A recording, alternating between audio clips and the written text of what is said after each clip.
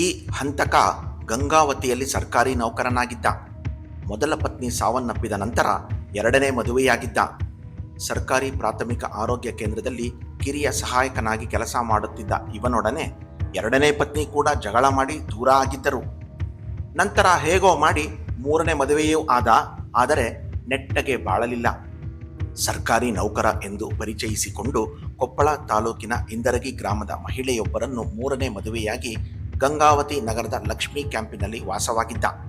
2002ನೇ ಇಸವಿಯಲ್ಲಿ ವೈಯಕ್ತಿಕ ಜಗಳಕ್ಕೆ ಮೂರನೇ ಪತ್ನಿಯನ್ನು ಕೊಂದು ಗೋಣಿ ಚೀಲದಲ್ಲಿ ಶವ ತುಂಬಿಸಿ ಅದನ್ನು ಲಗೇಜ್ ಎಂದು ಹೊತ್ತುಕೊಂಡೇ ಹೋದ. ನಂತರ ಕಂಪ್ಲಿ ತಾಲೂಕಿನ ಸರ್ಕಾರಿ ಬಸ್ಸಿನಲ್ಲಿ ಚೀಲವನ್ನು ಹಾಕಿ ಕಳಿಸಿಬಿಟ್ಟ. ಈ ಚೀಲದ ಬಗ್ಗೆ ಅನುಮಾನಗೊಂಡ ಚಾಲಕ ಹಾಗೂ ನಿರ್ವಾಹಕರು ನೇರವಾಗಿ ಬಸ್ಸನ್ನು ಪೊಲೀಸ್ ಠಾಣೆ ಮುಂದೆ ನಿಲ್ಲಿಸಿ ದೂರು ನೀಡಿದ್ದರು. ಇದಾಗಿ ಸುಮಾರು 23 ವರ್ಷ ಪೊಲೀಸರಿಗೆ ಸಿಗದೆ ತಪ್ಪಿಸಿಕೊಂಡು ಓಡಾಡುತ್ತಿದ್ದ ಐನಾತಿ ಹಂತಕ ಹನುಮಂತನನ್ನು ಕಡೆಗೂ ಗಂಗಾವತಿ ಪೊಲೀಸರು ಹಿಡಿದು ಬಂಧಿಸುವಲ್ಲಿ ಯಶಸ್ವಿಯಾಗಿದ್ದಾರೆ.